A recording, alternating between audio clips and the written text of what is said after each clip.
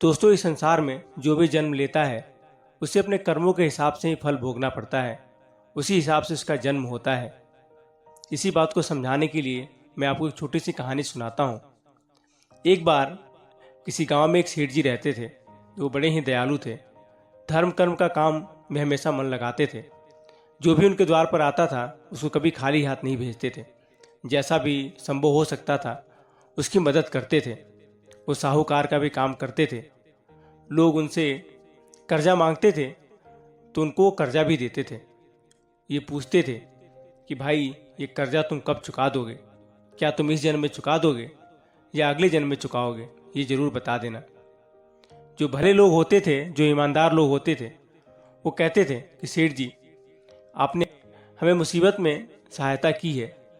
हम तो कर्जा इसी जन्म में चुका देंगे, वो भी पूरे ब्याज के साथ।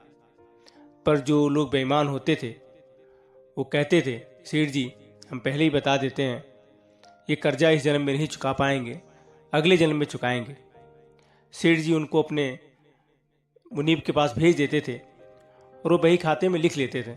जो भी बोलता था कि मैं ये कर्जा इस जन्म में चुकाऊंगा, उसका वो नाम लिख देते थे। और जो बोलता था मैं अगले जन्म में चुकाऊंगा, उसका भी नाम लिख लेते थे।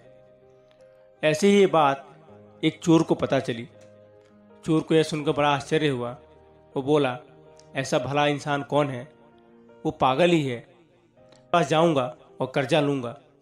उस चोर का कर्जा लेने का इरादा तो नहीं था, उसको उस सेठ का तिजोरी देखने का इरादा था, जिससे वो देख पाए कि उस तिजोरी में कितना पैसा है और एक रात वो गायब कर पाए। सो वह भी उस सेठ के यहाँ पहुँच गया। सेठ जी से बोला कि मुझे कर्जा की ज़रूरत है। सेठ ने उसे मुनीब के पास भेज दिया। मुनीब ने पूछा, भाई बताओ, कर्जा इसी जन्म में पूरा करोगे कि अगले जन्म में दोगे? उसने बोला कि मैं ये जन्म में पूरा नहीं कर पाऊंगा, मैं अगले जन्म में पूरा करूंगा। मुनीब ने उसका नाम बही खाते में लिख लिया और पैसा देने के लिए तिजोरी खोला। जब तिजोरी खोला तो देखा तिजोरी में बहुत सारे धन, बहुत सारे पैसे पड़े हुए थे। चोर को यही देखना था। उसने इरादा कर लिया कि आज रात को ही ये पूरा तिजोरी खाली कर देगा, और वो पैसा लेकर चला गया। वो वहीं रात को भैंसों के तबेले में छिप गया और इंतजार करने लगा कि कब रात होगा, जब सब लोग सो जाएंगे तो तिजोरी गायब कर देगा। वो वहीं तबेले में वो छिपा हुआ था और उसको जानवरों की भाषा समझ में आती थी।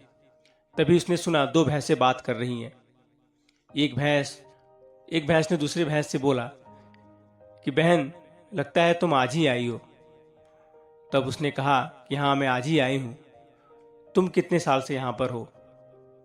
तब उस दूसरे भैंस ने कहा कि मुझे 3-4 साल हो गए यहाँ पे। दरअसल पैसे लिए थे, मैंने बोला कि अगले जन्म में चुकाऊंगी, और ये कर्जा चुकाने के लिए मुझे भैंस का जन्म लेना पड़ा और मैं आज दूध दे दे करके यहाँ कर्जा चुका रही हूँ। पहली भैंस ने भी यही कहा कि मैंने भी कर्जा लिया था, पर अब सेठ का कर्जा चुकाने के लिए मैं दूसरा जन्म लेकर, जैसे ही मेरी मौत हुई मुझे दूसरा जन्म मिला और भैंस बनकर मैं यहाँ आ गई, और आज उस सेठ का पैसा चुकाने के लिए दूध देकर वो कर्ज पूरा कर रही हूँ। यह बात चोर वहाँ बैठकर सुन रहा था। उसको ही चोर बिल्कुल घबरा गया और वहाँ से जो भागा सीधे सेठ के पास गया। उसने सेठ को सारे पैसे कर्जा चुकाकर हाथ जोड़ लिया और अपना नाम बही खाते से कटवा लिया। दोस्तों, इस संसार में हम लोगों का जन्म भी किसी न किसी कर्ज को पूरा करने के लिए ही हुआ है। कोई माँ के रूप में पैदा हुआ है, कोई बाप के रूप में पैदा हुआ है, कोई बेटा कोई बेटी के रूप में पैदा हुआ है। हर कोई किसी न किसी का कर्जा चुकाने के लिए ही पैदा हुआ है। बिना कर्ज चुकाए हमारा जीवन कभी, ये जीवन का जो चक्र है वो कभी खत्म नहीं होगा। बिना हमारे कर्म के फल को भोगे हमें मोक्ष की प्राप्ति नहीं हो सकती है। इसलिए दोस्तों, अगर किसी का कर्ज लिया है और अगर हम कर्म कर रहे हैं तो सोच समझ कर करें, ताकि उसका फल भोगने के लिए हमें बार बार इस संसार में ना आना पड़े। आशा करता हूँ कहानी पसंद आई होगी और आपने कुछ ना कुछ सीखा होगा। अगर सीखा है, आपने इस कहानी से कुछ सीखा है तो वीडियो को लाइक कीजिएगा, चैनल को सब्सक्राइब कीजिएगा। मिलता हूँ अगली वीडियो में, तब तक के लिए राधे राधे।